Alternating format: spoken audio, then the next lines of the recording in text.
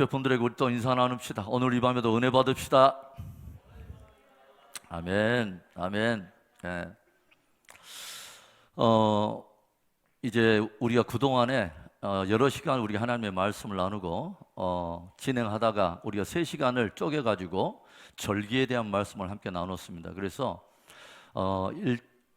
일단의 어떤 사건을 중심으로 진행되는 역사적인 하나의 진술로서 성경을 이해하는 것도 굉장히 중요하지만 그 가운데 특별하게 하나님께서 절기라고 하는 주제 안에 담아두신 놀라운 어떤 그 복음을 우리가 함께 나눠봄으로 인해서 하나님의 말씀의 표면적인 껍데기 이면에 더 깊은 이야기들, 더 깊은 하나님의 비밀들, 이런 것들을 우리가 한번 나누고 또 진리 안에서 깊은 은혜를 함께 나눴습니다. 이제 다시 오늘부터는 이제 여호수아로 또 들어가가지고 다시 성경을 계속해서 진행해 가도록 하겠습니다. 여호수아에 들어가기 전에 우리 한 가지만 복습해 봅시다. 구약을 9시대라고 제가 여러분에게 말씀드렸어요. 구약은 9시대로 나눌 수 있다라고 말씀드렸는데 여러분 기억나시죠? 3주 동안 또 지나면서 또 까먹은 거 아니죠? 자, 구약은 9시대로 나눌 수 있어요. 첫 번째가 어떤 시대죠? 첫 번째 창조 시대죠. 그러죠? 제일 처음에 나오는 창조와 족장들의 이야기. 그래서 첫 시대는 창조와 족장 시대. 그 다음에 두 번째는 뭐예요? 예? 이제 한 3주 동안 이렇게 지났더니 지식의 약발이 다 거의 다 지금 희미해지고 있군요. 자, 두 번째는 모세 시대입니다. 그렇죠? 모세 시대. 그 다음에 세 번째는 무슨 시대입니까? 예, 가나안 정복 시대. 할렐루야. 가나안 정복 시대. 예. 그 다음에 네 번째는 뭐예요? 예, 사사 시대입니다. 그래서 가나안 정복이 끝나고 나서 약속의 땅에서 주권자가 세워지기 전에 약 350년 동안 12명의 사사들에 의해서 통치되던 과도기적인 어떤 그런 시대가 있었어요. 그때를 사사 시대라고 말을 하는 거죠. 그 다음에 다섯 번째는 어떤 시대입니까? 통일 왕정 시대. 그러죠? 그래서 이스라엘이 남과 북이 분열되기 전에, 즉 북이 이스라엘과 남유다로 나눠지기 전에 이스라엘의 초대 왕인 사울과 그 다음에 두 번째 다윗, 그 다음에 세 번째 솔로몬, 이 세 사람에 의해서 120년을 함께 한 나라로 통치하던 바로 그때를 통일 왕정 시대라고 말을 하는 거죠. 그 다음에 여섯 번째는 무슨 시대예요? 통일을 했으니까 이제는 또 뭐예요? 분열도 하겠죠. 그래서 분열 왕정 시대가 있었죠. 분열 왕국 시대. 분열 왕국은 방금 제가 말씀드렸던 것처럼 북 이스라엘, 그 다음에 남유다, 이렇게 두 개의 나라로 나눠져서 통치되던 그 시대의 이야기죠. 그 다음에 일곱 번째는 뭐예요? 예, 포로 시대가 있었죠. 포로 시대. 그래서 남유다가 멸망해서 바벨론에 끌려가서 70년 동안 포로기를 경험할 때 이야기를 다루고 있어요. 포로 시대. 포로로 끌려갔다 이번에는 또 어떤 시대가 있겠어요? 다시 돌아오는 귀환 시대가 있었죠. 그렇죠? 귀환 시대. 그래서 다시 이스라엘 백성들이 돌아와서 무엇을 하죠? 성전을 재건하고 무너진 성벽을 재건하는. 그래서 귀환 시대는 성전 재건기랑 함께 맞물려 있는 이야기예요. 그렇죠? 그 다음에 마지막 아홉 번째는 뭐예요? 신구약 사이에 있는 400년간의 뭐예요? 중간기가 있다. 그래서 여러분에게 이렇게 말씀을 드렸어요. 그래서 여러분에게 외우기 쉽게 저희가 뭐라고 말하냐면 이런 이야기를 했죠. 구약은 누구의 이야기? 구창모, 가수 구창모 있죠? 어쩌다 마주친 그대. 그렇죠? 그래서 어쩌다 마주친 그대, 그 구창모 이야기를 생각하면서 구창모 씨가 뭐예요? 가사를 통일할까 분열할까 해서 가사 통분할까 하다가 뭐예요? 포기 중. 아직 결정하지 못하고 포기 중이에요. 그래서 구창모 가사 통분 포기 중. 이게 구약의 9시대 이야기였다라고 여러분에게 말씀을 드렸어요. 자, 그러면 오늘은 이제 우리가 여호수아의 이야기를 들어가는데 오늘 들어가기 전에 또 여러분에게 하나의 팁을 드릴까 해요. 왜냐하면 구약의 성경을 읽다 보면은 좀 이해할 수 없는, 왜 그러냐면 우리나라의 어떤 뭐 광주나 목포 이런 지도 이야기가 아니기 때문에 이스라엘은 주변에 어떤 역사적 또 지리적 어떤 배경을 가지고 있을까 하는 것들을 조금 이해하기 위해서 직접 우리가 한번 구약의 지도를 간단하게 이렇게 좀 그려보면 여러분에게 앞으로 성경을 읽어보면 어디 가나안 땅은 바로 거기를 말하는 거구나, 갈대아 우르에서 부름을 받았다는데 갈대아 우르가 바로 여기구나, 이런 이야기를 조금 이해할 수 있도록 여러분에게 구약 지도를 한번 그려보겠습니다. 그래서 여러분들에게 나눠드린 유인물의 뒷장 하얀 지면에다 여러분과 함께 직접 그려보는 거예요. 그려보면서 구약의 이야기를 조금 설명해 보도록 하겠습니다. 자, 제가 여러분에게 구약의 지도를 그리면서 조금 이야기를 들려드릴까 합니다. 스토리텔링으로. 자, 어떤 이야기를 제가 좀 드리려면, 자, 이게 여러분 뭐 같아요? 예, 이것은 지금 배 반쪽 앞대가리예요. 그래서 이 배는 지금 어떤 배냐면 고기 낚는 배예요. 그래서 고기 낚는 배이기 때문에 위에서 사람들이 무엇을 하겠어요? 그물을 던지고 낚시를 던지겠죠? 그렇죠? 낚시를 안 해보셨구나. 자, 그래서 자, 낚시를 던졌어요. 그런데 위에서 한 소년이, 이 배가 항상 가다 보면 뭐예요? 놀이 일기 때문에 배가 흔들리잖아요. 그래서 아래 위에 어른들이 던진 이 낚시에 고기가 몇 마리나 낚였나 보자 하고 위에서 바라보다가 놀이 크게 흔들리는 바람에 바다에 빠지고 말았어요. 그래서 이 꼬마가 나 여기 있다고, 나 좀 살려달라고, 밑에서 나를 좀 살려달라고, 지금 바닷물에 빠져가지고 나를 살려달라고 좀 허프허프하고 있는데 아무도 보지를 않아요. 그래서 이 아이가 수영을 하다가 호주머니를 딱 보니까 호주머니에 뭔가가 잡히는 게 있어.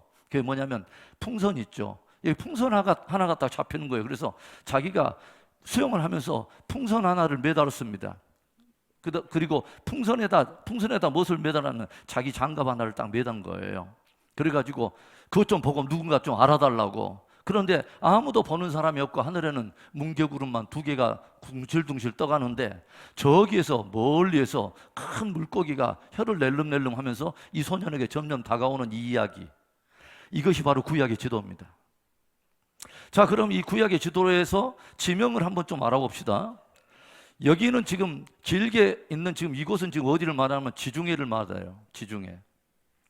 성경에는 어떤 바다로 나오냐면 대해라고도 말하죠. 큰 바다, 대해, 지중해. 여기 지중해입니다. 그러면 지중해 바로 이 밑에 지금 이 세 개의 그 그물 던져서 밑에 낚시거리처럼 바로 이것은 어디냐면 지금 이집트 땅입니다. 이집트. 성경에 뭐로 나와요? 애굽이라고 말하죠. 그러죠? 그래서 이 세 개 지었는 이것이 아주 비호감 지역이라 해서 우리가 보통 세계사 배울 때 뭐라고 말하면 나일 삼각주, 나일 델타 지역이라고 우리가 보통 말을 하죠. 그래서 이 지역입니다. 그래서 이스라엘 백성들이 400년 동안 종살이 하던 바로 그곳이 바로 이 지역을 말하는 거죠. 그 다음에 바로 어린아이가 지금 V자를 그렸던 바로 이곳이 어디냐면 아카바만이라고 하는 곳인데, 아카바만을 다 기억할 필요는 없고 이 왼쪽으로 삐져나와 있는 바로 이것이 홍해입니다. 홍해. 바다인 거죠. 지금 바다가 지금 이 안으로 들어와 있는 거죠. 홍해입니다. 그리고 홍해고 이 위에 지금 2개의 큰 어떤 구름으로 제가 말했던 바로 이 2개의 바다는 뭐냐면, 하나는 흑해라고 하는 바다입니다. 블랙시라고 하는 큰 바다가 있어요, 위에. 그 다음에 반대쪽에는 뭐가 있냐면 카스피해라고 하는 바다가 있습니다. 카스피해. 러시아 바로 밑에 지역인데, 자, 카스피해입니다. 가스피해가 아니라 카스피해입니다. 바다가. 발음을 잘 하셔야 돼요. 그 다음에 이 멀리에서 물고기가 지금 오고 있는 바로 이 지역은 뭐냐면 페르시아만입니다. 페르시아만. 그리고 물고기가 지금 혀를 낼름낼름 지금 하고 있는데, 위에 이 강은 어디냐면 티그리스 강이에요. 티그리스 강. 그 성경에는 이 티그리스 강을 다른 말로도 부르죠. 히데겔이라고 하는 이름이 나와요. 에스겔서에 히데겔, 바로 이것이 티그리스 강입니다. 히데겔이라고 하는 이름이 나오죠. 히데겔. 그 다음에 이 밑에 있는 것은 뭐냐면 유브라데 강이에요. 유브라데. 자, 그래서 지금 이 지역은 어떤 지역이냐면 바로 이 지역을 뭐라고 하냐면 바벨론이라고 그러는 것입니다. 바벨론 지역이에요. 이 지역이. 그리고 히데겔과 티그리스 강이 나뉘는 바로 이 한 중심에, 바로 나누는 분기점에 어떤 지역이 있냐면 도시 하나가 있는데 갈대아 우르라고 하는 곳입니다. 성경에 갈대아라고 하는 이름이 나오는, 여러분 어디 지역을 말하냐면 바벨론 지역을 말하는 거예요. 그래서 바벨론과 갈대아, 이 같은 이름을 쓰고 있구나 하는데, 티그리스 강과 유브라데 강이 나눠지는 바로 그 분기점에 우르라고 하는 도시가 있다. 여기가 누구의 고향일까요? 아브라함의 고향이에요. 체브람이 아니라 아브라함의 고향입니다. 자, 그리고 이제 2개의 이 뭐요? 풍선을 달아가지고 자기 장갑을 지금 달고 있는데 위에 이제 이 강이 뭐냐? 갈릴리입니다. 갈릴리 바다. 그렇죠? 그 다음에 남쪽에 있는 긴 것, 이것은 뭐냐면 사해바다예요.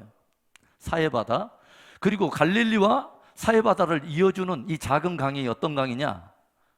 요단강입니다. 요단강.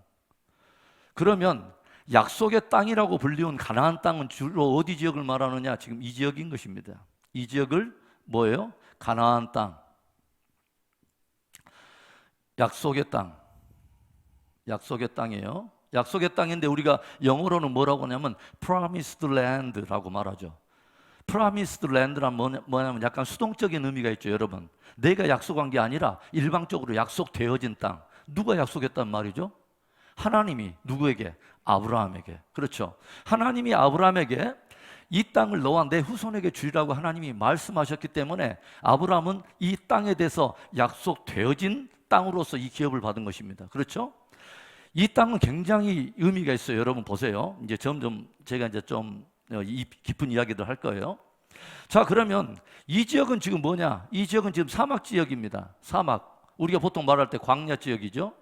그리고 이 한 중심에 뭐가 있냐면 시내산이 있습니다. 시내산. 시내산이 있어요.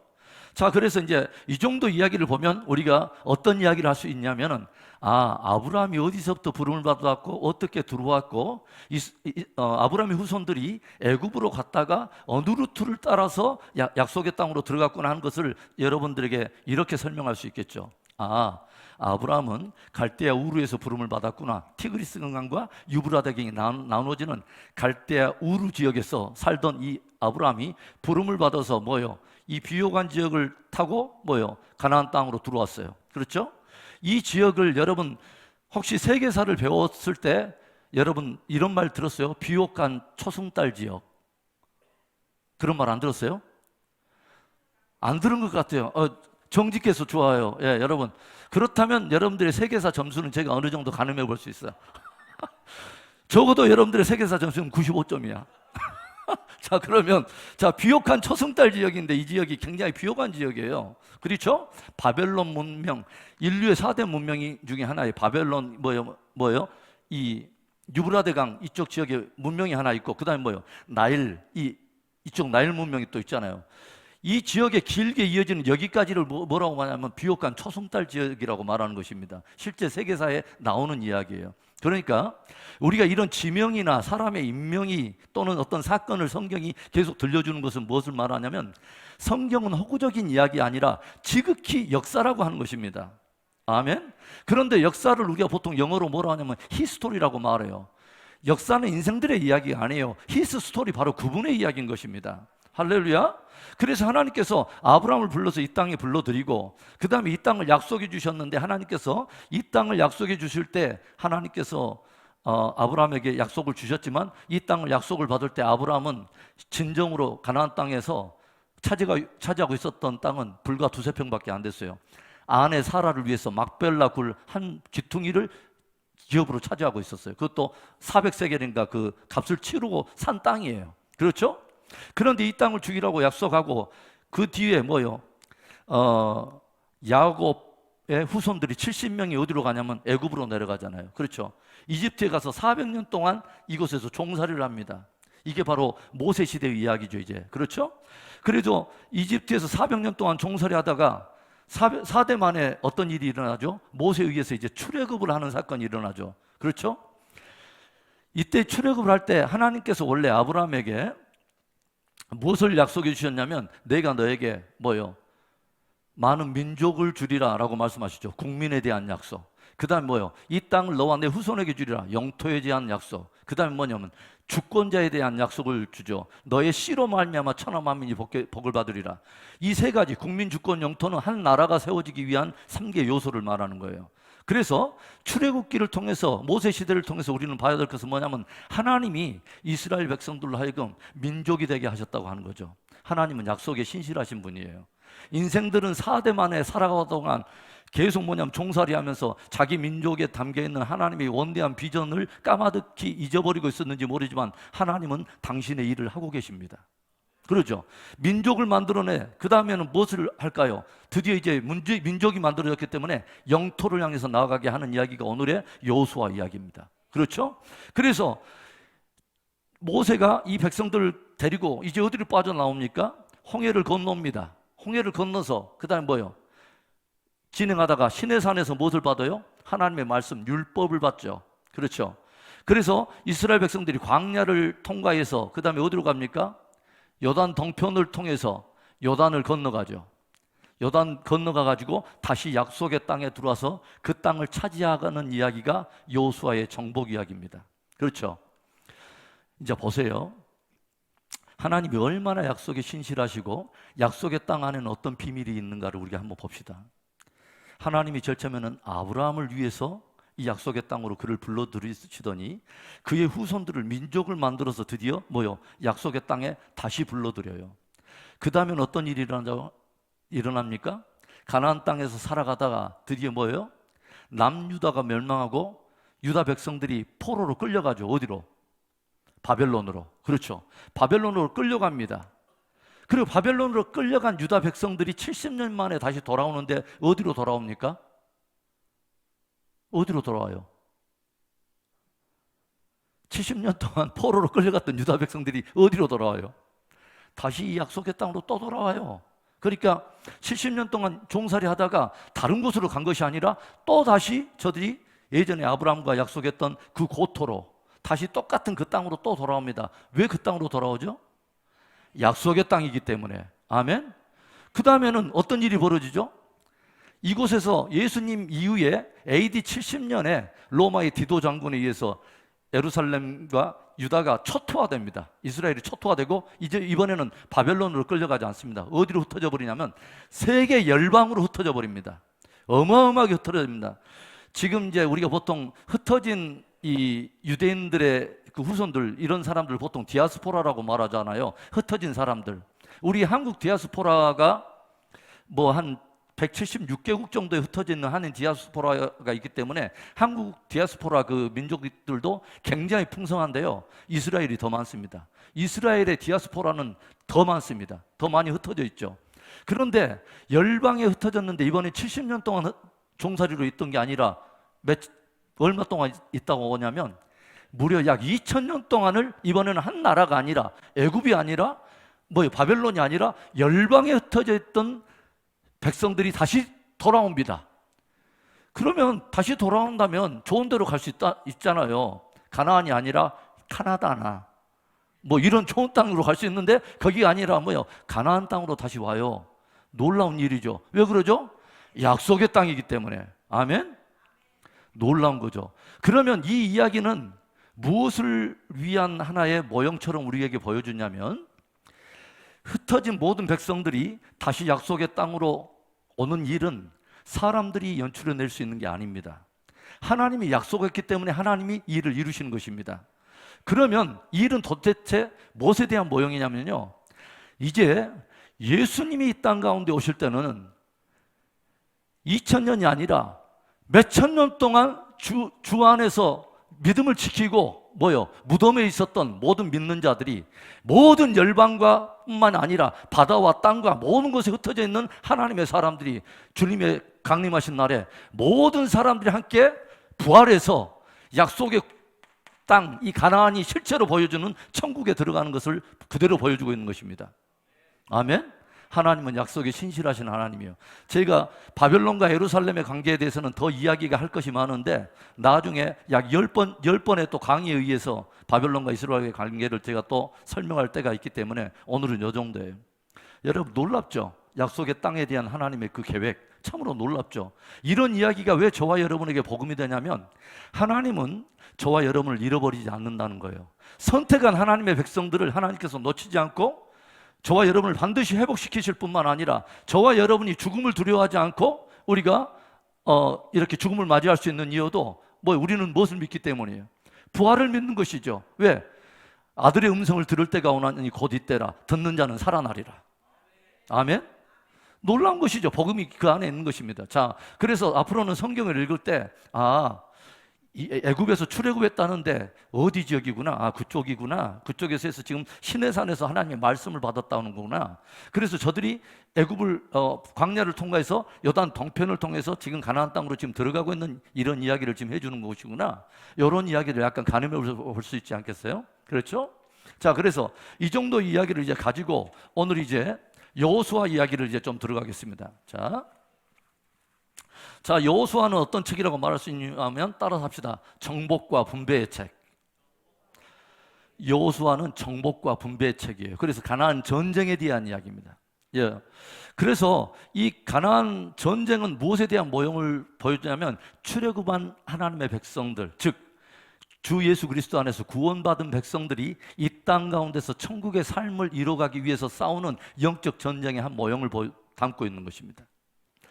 자, 그래서 우리가 한 공동체로 부름을 받은 하나님의 신앙 공동체가 어떻게 이 땅에서 순례의 여정을 통해서 이 땅 가운데 하나님의 나라를 완성해 갈 것이냐 하는 것에 영적 전쟁의 한 모형을 또 전략을 그 안에 담고 있다고 하는 것이죠. 자, 그러면 우리 한번 보겠습니다.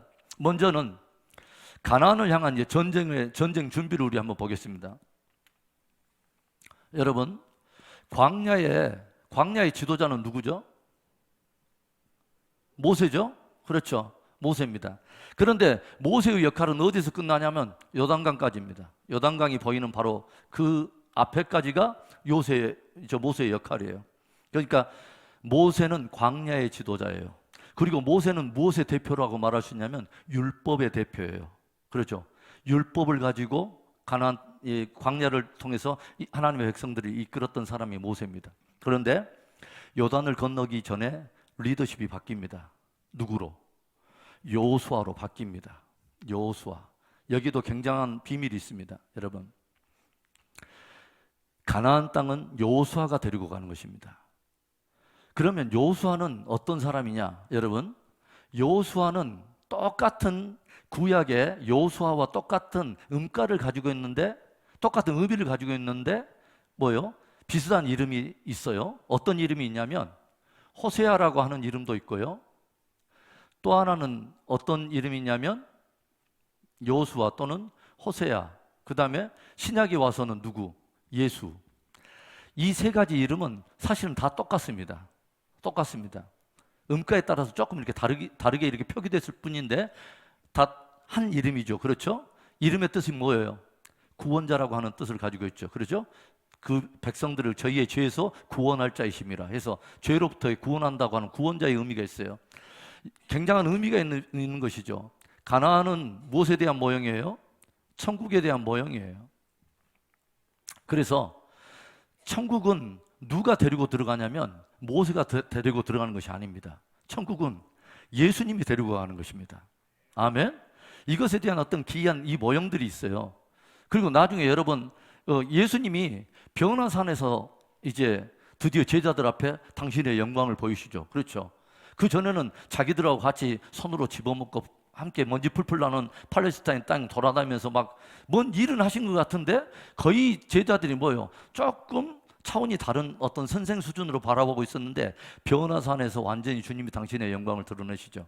얼굴이 해같이 빛나고 옷이 빛같이 빛나면서 갑자기 누가 드러나요? 두 인물이 나타나요. 그러죠? 누구예요? 모세가 드러나고 또 한 사람 누가 나타나요? 엘리야가 나타나요. 그리고 모세와 엘리야가 나타나서 예수님과 함께 이야기하는 장면을 제자들이 목격하잖아요. 그렇죠? 그것보다 더 확실한 또 증거는 뭐예요? 갑자기 이것을 제자들이 황홀경에 빠져 있는데 하늘이 열리면서 하늘에서 음성이 들립니다. 하나님 아버지가 친히 예수님에 대해서 친적 증언을 하시죠. 이는 내 사랑하는 아들로 내 기뻐하는 자니라. 너희는 저의 말을 들으라. 굉장한 말이죠. 그렇죠? 그래서 이 모세와 엘리야가 예수님과 함께 나타났다가 나중에 보니까 제자들이 이제는 정신 차리고 보니까 모세와 엘리야는 사라지고 누구만 남냐면 예수님만 남아요. 그렇죠? 율법과 선지자의 대표인 모세와 율법의 시대가 다 끝나고 예수님의 시대가 열릴 것을 말하는 거죠.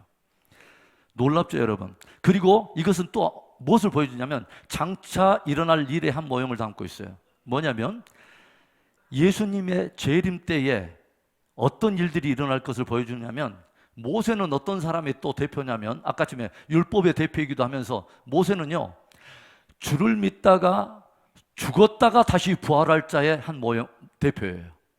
그런데 엘리야는 죽음을 맛보지 않고 예수님 오실 때 살아있어서 다시 변화돼서 주의 영광에 참여할 자들의 대표예요. 이것이 무엇을 이야기하고 있냐면 주님의 재림 때 일어나야 할 첫째 부활의 한 모형을 담고 있다는 거예요. 아멘? 성경을 읽다 보면 굉장히 신비한 비밀들이 많이 있는 것이죠. 사이사이에 참 놀라운 것들이 많이 있어요. 자, 그러면 이제 오늘 우리가 보면은 가나안의 그 정복 전쟁을 해가면서 새로운 리더십이 누구냐면 여호수아입니다. 여호수아. 그런데 이 여호수아의 새로운 리더십을 세울 때에 이 여호수아 안에는 많은 버든이 있었을 거예요. 많은 짐이 있었을 거예요. 염려도 있었을 거예요. 굉장한 도전들이 있죠. 첫 번째 어떤 도전들이 있을까요? 모세라고 하는 굉장한 영적 거장의 빈 공백을 이 사람이 채워야 된다고 하는 이 부담이 있는 거죠. 모세는 이스라엘 백성들한테는 거의 신적인 존재입니다. 그렇죠? 그런 일들을 지금 해왔어요. 지금까지 광야에서, 애굽 땅에서 바로가 두려워할 정도의 어마어마한, 온 애굽 사람들이 모세를 두려워할 정도의 굉장한 사람이죠. 그렇죠? 이 모세가 지금까지 광야에 이 숱한 40년의 세월 동안 이스라엘 백성들을 이끌어오던 모든 것들을 여호수아가 봐왔습니다. 그러니까 여호수아 안에는 모세라고 하는 영적인 거장 뒤에서 그 공백을 채워야 하는 어마어마한 리더십에 대한 어떤 그 부담이 있는 것이죠. 그 다음에 또 무엇에 대한 부담이 있을 것 같아요? 무려 200만이 넘는 백성들을 이끌어야 된다고 하는 이 200만의 무리들, 여기도 굉장히 넘어야 될 하나의 산과 같은 장벽인 거죠. 그렇죠? 그리고 또 무엇이 도전이에요? 앞으로 가나안 땅에서 기다리고 있는 대적들 말입니다. 그렇죠? 이 가나안의 대적들, 이 가나안 대적들이 보통 사람들이 아니죠. 철병거로 무장하는 사람들이 많이 있고, 그 다음에 뭐예요? 거기에는 어떤 자손들이 있어요? 아낙 자손들, 거인들이 있어요. 어마어마한 그 거인들이 포진하고 있기 때문에 이런 문제들을 도전으로 가지고 있는 여호수아의 마음은 결코 쉽지 않았어요. 그런데 하나님께서는 이 모든 도전들을 다 이길 수 있는 유일한 지침을 하나 주세요. 그게 바로 여호수아 1장 8절 9절의 말씀인데, 오늘 누군가에게는 이 말씀이 축복의 복음이 될 수 있기를 축복합니다. 1장 8절과 9절의 말씀을 봅시다.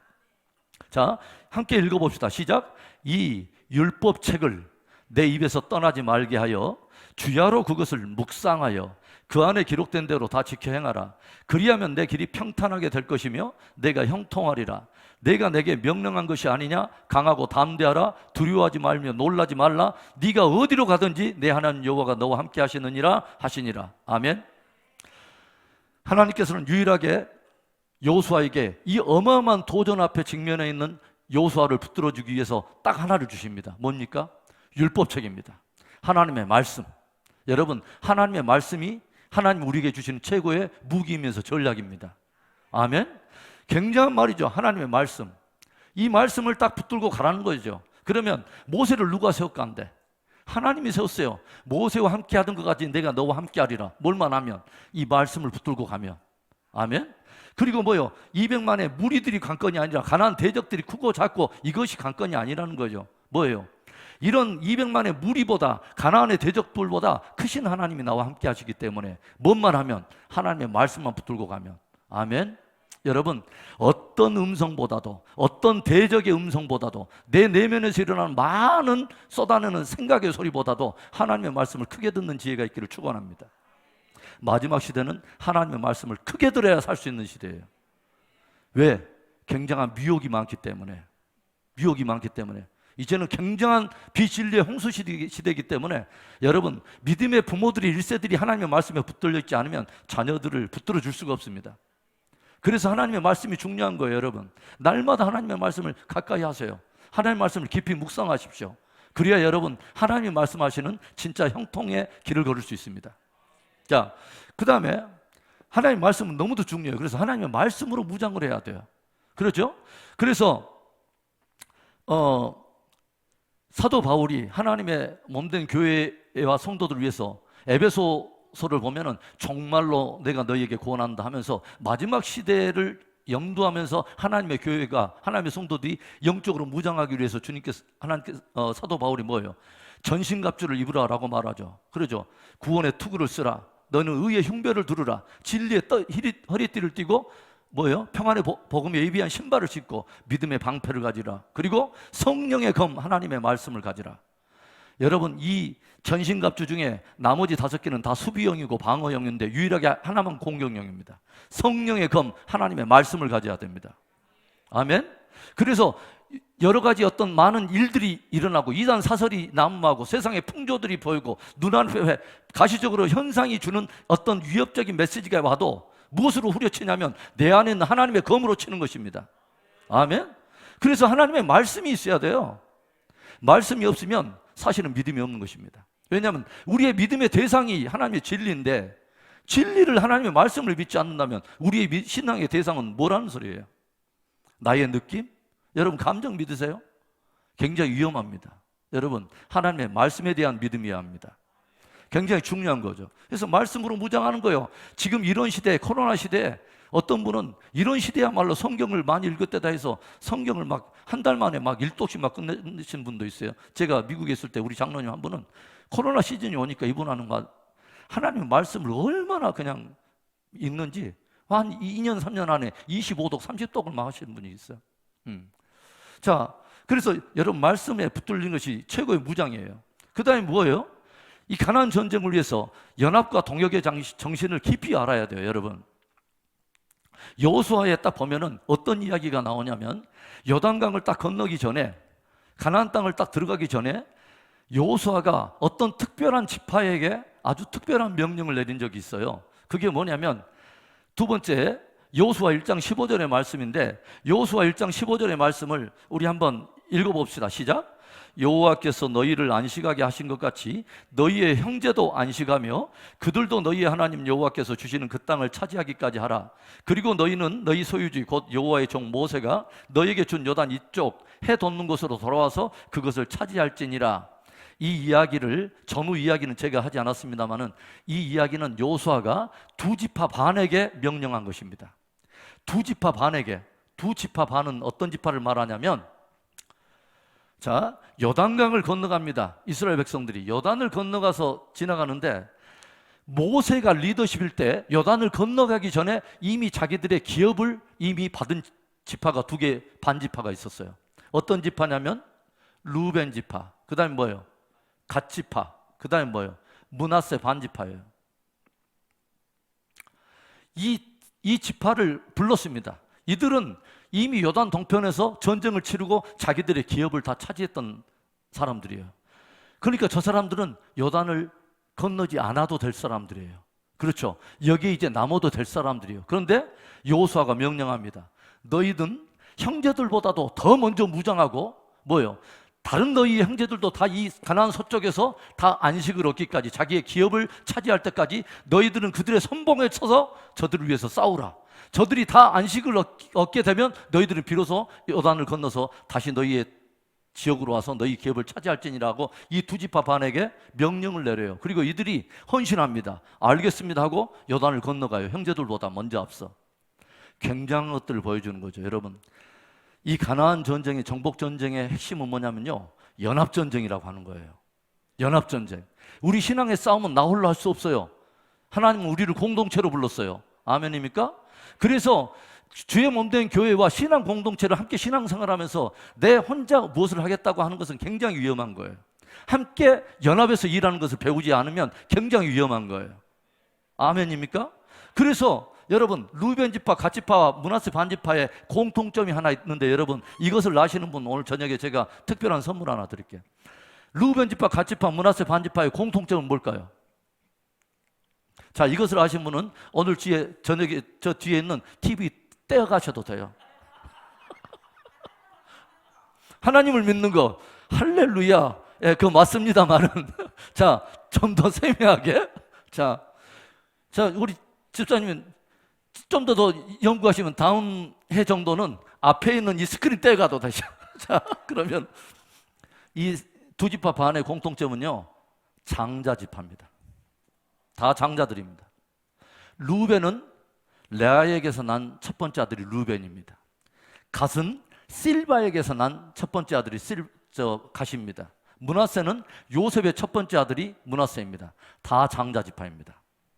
그러니까 이 장자들이 먼저 요단 동편에서 기업을 차지했음에도 불구하고 여호수아가 명령합니다. 너희들은 너희의 다른 형제들, 아직 기업을 얻지 못하는 연약한 자들을 위해서 먼저 선봉에 서서 너희들 싸워라. 철저하게 공동체적인 승리를 위해서 장자들이 져야 될 짐을 도전한 것입니다. 주의 몸된 교회는 이런 사람들이 필요합니다. 이런 사람들이요. 내가 다른 사람보다 한 짐 더 지겠다고 하는 사람들. 여러분, 진짜 영적 장자들이 누구예요? 누가 크냐, 누가 제일이냐. 늘 예수님 주변의 제자들이 누가 크냐, 제일이냐. 이걸 가지고 말할 때 주님이 뭐라고 말합니까? 너희 중에 으뜸이 되고자 하는 너희의 섬기는 자가 되고 종이 되어야 하리라. 무엇을 말하는 거예요? 진정한 장자는 이름의 명분에 있는 것이 아니라 책임의 명분에 있다고 하는 것이죠. 이거 굉장히 중요한 거예요, 여러분. 여러분들이 하나님 앞에 진짜 장자들로 서기를 바랍니다. 스스로의 장자가 아니라, 내가 어떻다고 하는 장자가 아니라 하나님이 정말 믿음이 크다라고 인정해주는 귀한 영적 장자들이 되시기를 바라요. 아멘. 그래서 함께 승리하도록 내가 짐을 져주고 하는 거예요. 함께. 제가 오늘 새벽에도 제가 잠깐 설교할 때 말했지만, 하나님의 몸는 성전에 예전에 딱 들어가면 기둥이 두 개 있잖아요. 어떤 기둥이죠? 야긴과 보아스라고 하는 두 개의 기둥이 있어요. 오늘 아침에 딱 설교를 하다 보니까 갑자기 이 두 기둥이 딱 제 안에 들어오는 거예요. 와, 우리 교회 상당히 의미 있다. 이 두 기둥이 딱 있다. 하나는 야긴과 보아스의 두 기둥. 여러분, 기둥의 특징은 뭐예요? 곧아야 돼요. 기둥이 굽어버리면 거룩한 기준을 잡을 수가 없어요. 기둥은 모든 것들에 다 건축물의 하중을 받고 있으면서도 그것을 견디면서도 자기를 지킵니다. 그게 기둥이에요. 아멘입니까? 여러분, 영적 장자의 귀한 영성이 저와 여러분 안에 있기를 바라요. 저희가 오늘 새벽에 제가 이야기했지만, 제가 이전에 네팔에서 선교 사역할 때 저희 팀장이 항상 우리들 모아놓고 이 군기자면서 후배 선교사들을 이렇게 도전했던 말 중에 하나가 그거였어요. 사랑방에는 손님들이 많이 머물고 있지만 주인은 안방에 머무는 사람이다. 그러면서 우리한테 뭐라고 하냐면, 너희들은 선교사로 온 사람들이 사랑방에서 머무는 손님처럼 하지 말라는 거예요. 바로 하나님의 나라의 안방을 차지하고 있는 사람처럼 주인으로서 일하라는 거예요. 제 마음속에 정말 깊은 도전이 됐어요. 그러면서 저는 네팔 선교사로 있을 때요, 우리 선임 선교사가 1년 만에 어떤 모든 짐들을 저한테 맡기고 무려 40유닛, 그러니까 싱글과 패밀리 선교사들 약 40유닛을 제가 데리고 실무 대표로서 네팔 선교부를 대표하고 있었는데, 그러다 보니까 일들이 많잖아요. 본부의 행정 일도 해야 되고, 어디에 누군가 골이 나면 거기 가서 땜빵 해줘야 되고, 어디에 또 골이 나면 거기 가서 땜빵 해줘야 되고. 그래서 내가 하나님께 어떤 날 제가 기도했어요. 하나님, 제가 땜빵입니까? 제가 이런 일이나 하러 왔습니까? 그러니까 하나님께서 저에게 주시는 도전이 뭐냐면, 그럼 너는 뭐하러 왔냐? 이런 음성을 주세요. 그리고 제가 한 2, 3년 있다가 베테랑 선교사급에 조금 약간 축에 조금 낄 때 새로운 선교사들한테 나도 모르게 그것을 말하고 있더라고요. 땜빵 선교사가 되라. 땜빵 선교사. 주의 일을 하다 보면 꼭 거기에 맞춰서 뭔 자격이 갖춰져서 그 일을 하는 경우가 거의 없습니다. 제가 선교사를 하다 보니까 하도 국내에서 선교 보고를 하면서 좋은 선교사 좀 유치해 보려고 했는데 사람들이 헌신을 안 하니까 거기 자리를 누가 하냐면 항상 뭐냐면 비슷한 야매들이 다 하고 있어요. 그런데 하나님은 그 사람들 쓰시더라고요. 쓰셔요. 그러니까 우리 네팔 선교사들 사이에서 유명한 말이 하나 생겼습니다. 헌신하지 않는 의사보다 헌신한 간호조무사가 훨씬 낫다. 주의 몸된 교회는 여러분, 주님을 사랑하는 사람들이 일을 하는 곳이에요. 장자 정신. 한 짐 더 지고 가는 거룩한 마음들이 있기를 축복합니다. 자, 그래서 연합과 동역의 정신이 있어야 돼요. 함께 이루어간 이 거룩한 정신이. 그 다음에 아주 이제 중요한 건데, 여호수아라고 하는 이 책에 아주 핵심적인 것, 가나안 정복 전쟁을 나눠버리는, 승패를 좌우하는 가장 핵심적인 이야기가 여호수아 5장입니다. 여호수아 5장이 무엇을 나타내냐면, 이스라엘 백성들이 진짜 무장해야 될 것이 무엇인가를 하나님이 보여주신, 가르쳐주는 장이에요. 6장부터는 전쟁 이야기가 나와요. 여리고의 전쟁 이야기, 아이성 전투, 남부 연합 전쟁, 북부 연합 전쟁의 이야기가 나오는데 5장이 승패를 가늠하는 그 장입니다. 5장에는 어떤 이야기가 있을까요? 여호수아 군대들이 이제 어디를 넘어오냐면 요단을 드디어 건너왔습니다. 요단을 건널 때 이야기 아시죠? 요단을 건널 때 이때가 모맥을 거두는 시기라 요단이 가장 범람했을 때예요.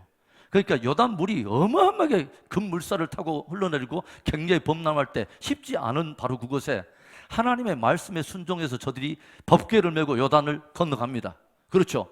첫 발을 제사장들이 내다를 때 요단이 갈라지기 시작하죠. 그렇죠. 그러면서 저들이 요단을 마른 길로 하나님 내신 생명의 길로 건너가죠. 이때 이스라엘 백성들이 사기를 한번 생각해 보세요. 어마어마했을 거예요.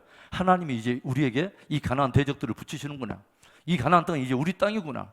사기가 하늘에 충천해 있을 때 하나님이 명령을 하세요. 무엇인가를. 기가 막힌 명령을 하세요. 봅시다. 여호수아 5장 2절에 그때 여호와께서 여호수아에게 이르시되 너는 부싯돌로 칼을 만들어 이스라엘 자손에게 다시 무엇을 해요? 할례를 행하래. 여러분 한번 생각해 보세요. 지금 이스라엘 백성들은 그 지금 사기면 앞에 보이는 지금 여리고 첫 성 이 여세로 그냥 밀어붙여 가지고 지금 삼켜야 되는데 바로 지금 적들이 앞에 있는데 하나님께서 그 절대절명의 그 절호의 찬스에 그것도 어디냐면 여리고 평지예요. 그냥 뭐냐면 여리고 성이 바로 앞에 있는 여리고 평지에서 대놓고 할례를 하라는 거예요.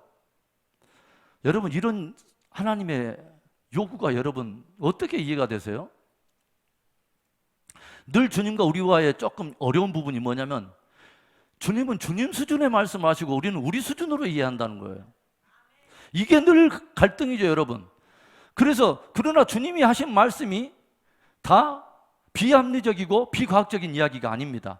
초과학적이고 초이성적인 이야기죠. 그분한테는 굉장히 노멀한 이야기예요. 그렇죠. 하나도 그 기적이 그분한테는 기적이 뭐요? 어렵지 않는 그분의 일상이 항상 다 기적인 그분의 이야기. 그런데 우리한테는 이게 너무도 힘든 거예요, 이 이야기가.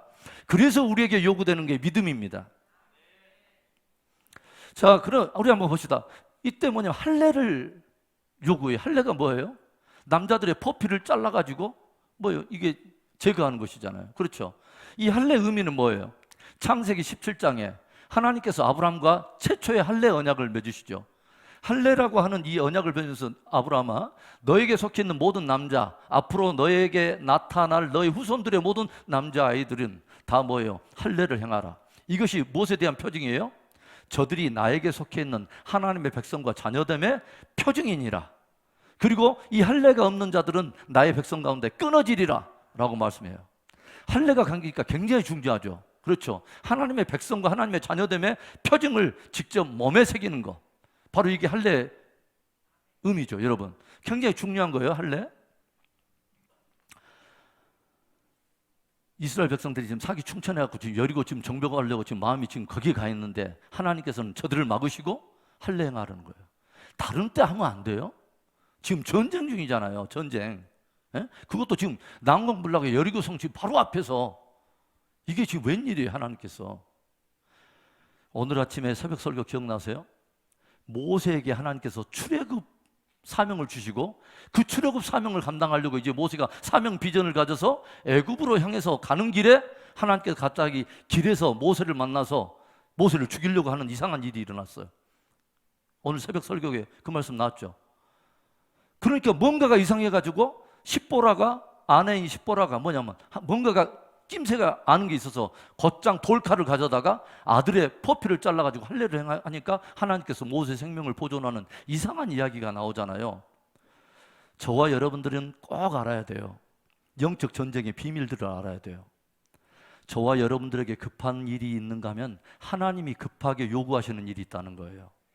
여러분, 저와 여러분에게는 일의 형통과 사역의 승리가 앞설지 모르지만 하나님은 아니라는 거예요. 먼저 뭐요? 할례 행하라는 거예요. 먼저 내 앞에서의 너의 정체성의 문제 확실히 짚고 오라는 거예요. 뭐요? 하나님의 자녀로서 일하는 거라는 거예요. 하나님의 백성으로서 일하라는 거예요. 이거 정확히 하라는 거예요. 응? 그래서 할례 행하라는 거예요. 나 할례 안 할래?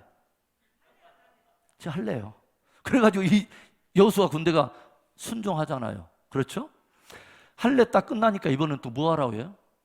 저들이 뭐 하냐면 여호수아 5장 10절에 또 이스라엘 자손들이 길갈에다 진을 쳤고 그달 14일 저녁에는 여리고 평지에서 무엇을 지켰을까요? 유월절 또 지켜. 유월절.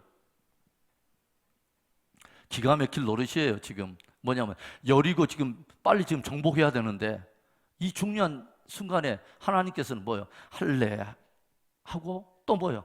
유월절도 지키고. 어떻게 보면 지금 전혀 때와 어울리지 않는 것을 주님은 요구하세요. 그래서 저와 여러분이 하나님의 사람으로서 먼저 배워야 될 것이 하나님의 방법으로 일하는 걸 배워야 돼요. 굉장히 중요해요. 내가 어떤 것들을 빨리빨리 막 일해내고 막 무엇을 하는 게 중요한 게 아니에요. 내가 먼저 온전한 하나님의 자녀가 되는 게 중요해요.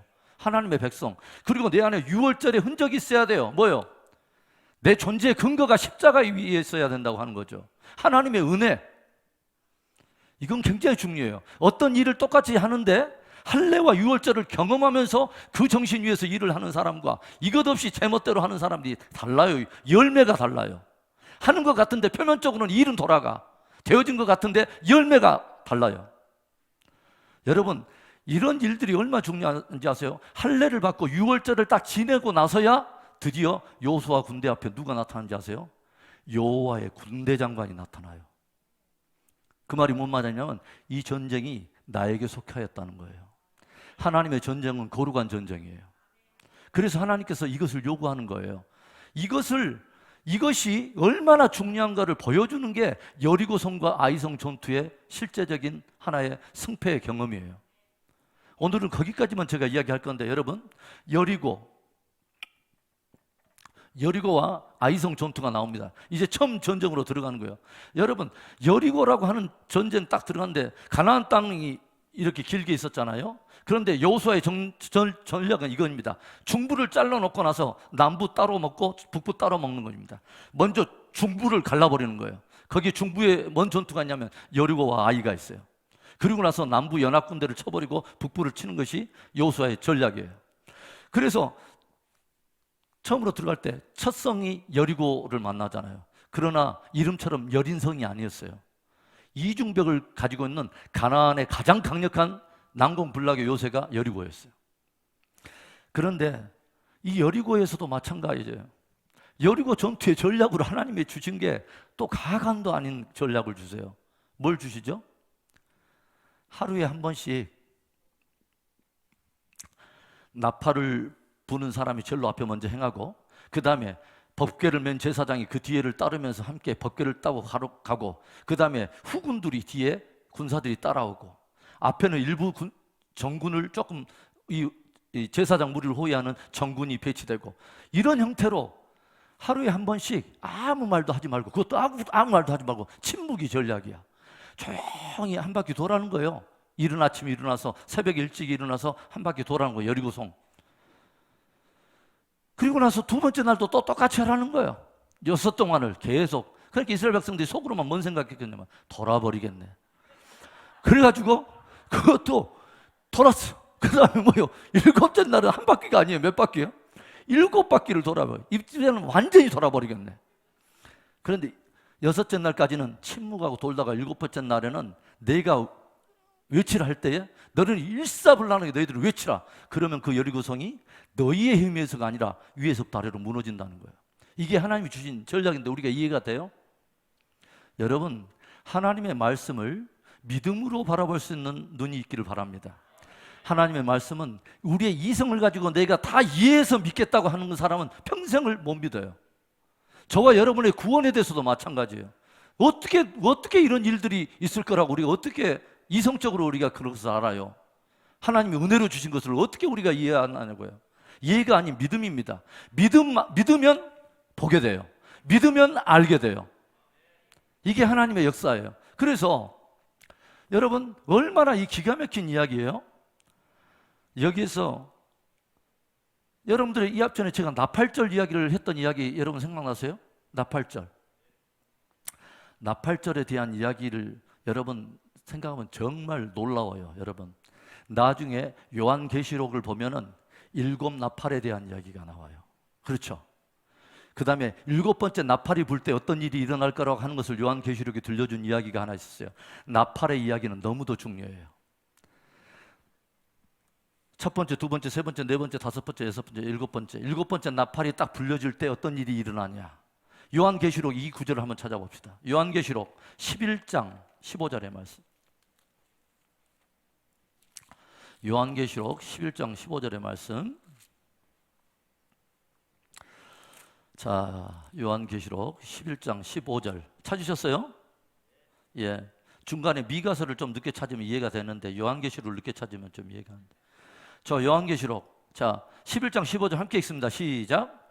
일곱째 천사가 나팔을 불매 하늘에 큰 음성들이 나서 이르되 세상 나라가 우리 주와 그리스도의 나라가 되어 그가 세세토록 왕노릇하시리로다 하니 아멘.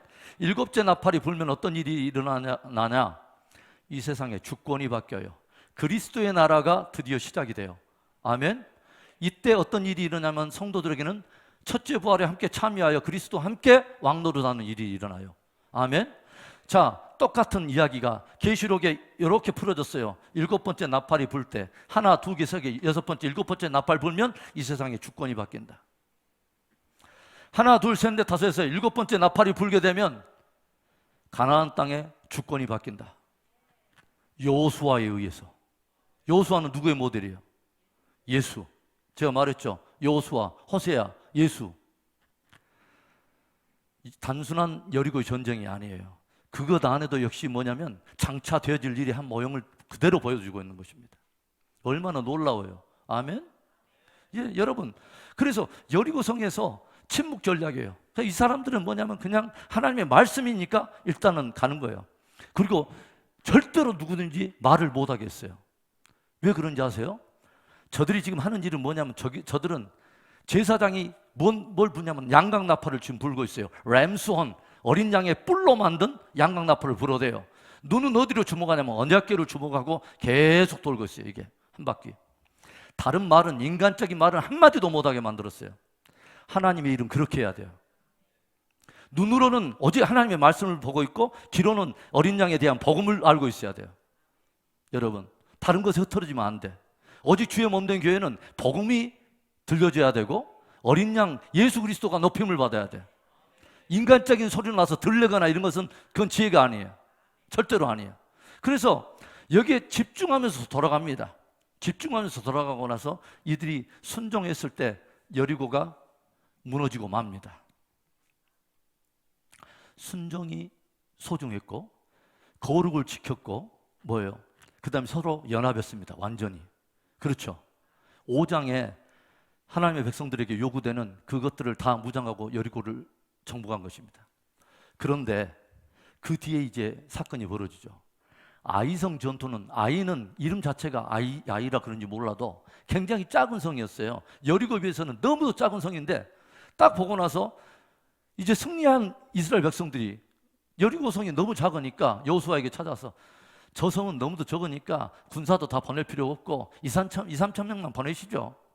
그래가지고 여호수아가 하나님께 묻지 않고 그대로 따릅니다. 그렇죠. 그랬다가 어떤 일이 벌어지냐면 36명의 군사들이 도륙을 당하고 패해가지고 후퇴해가지고 그 성에서 이 전쟁에서 패전하고 말죠. 작아 보이는 아이성 전투에서 있어.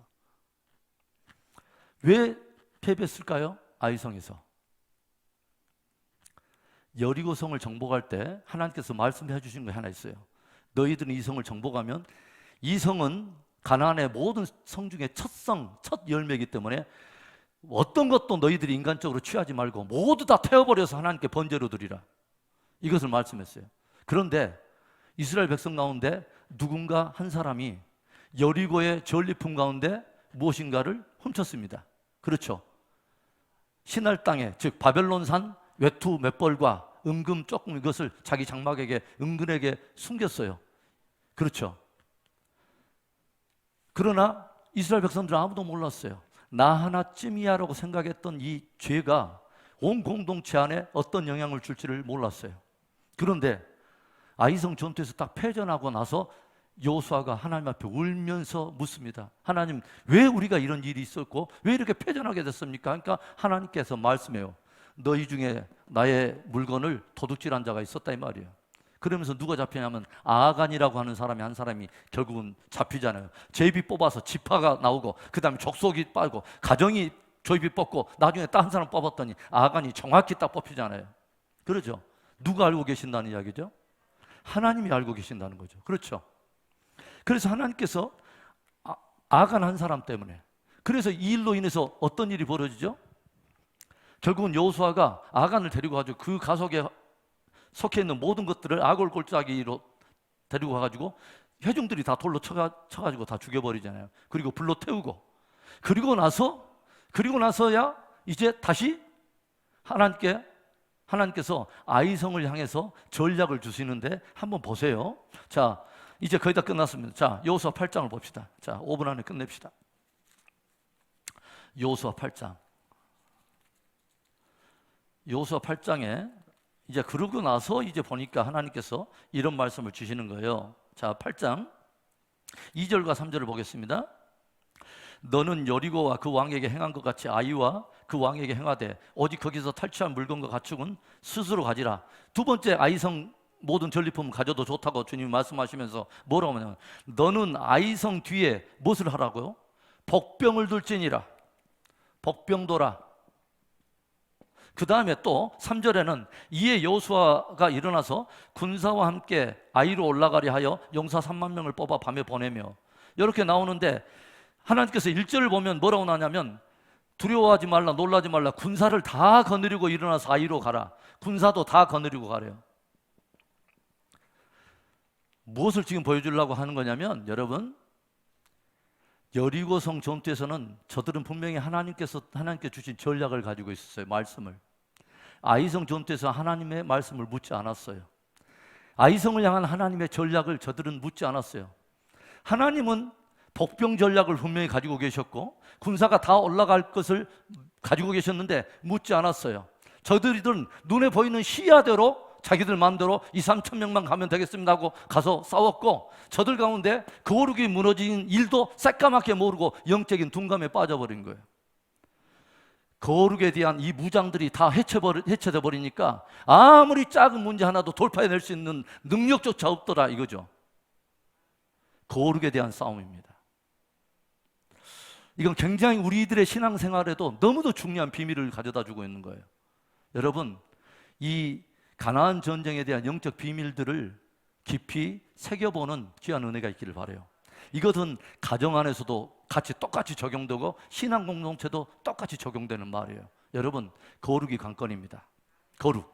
그래서 여러분, 우리가 내 자신을 정말 하나님의 정결한 자녀로서 우리가 하나님 앞에 우리가 무장해 가기 시작하고, 정말 내 존재의 기초를 십자가 위에 두는 참된 헌신자로 우리가 하나님 앞에 반응하기 시작하면 주님은 정확하십니다. 여리고성의 승리처럼 모든 길에 형통과 승리를 주실 줄로 믿습니다.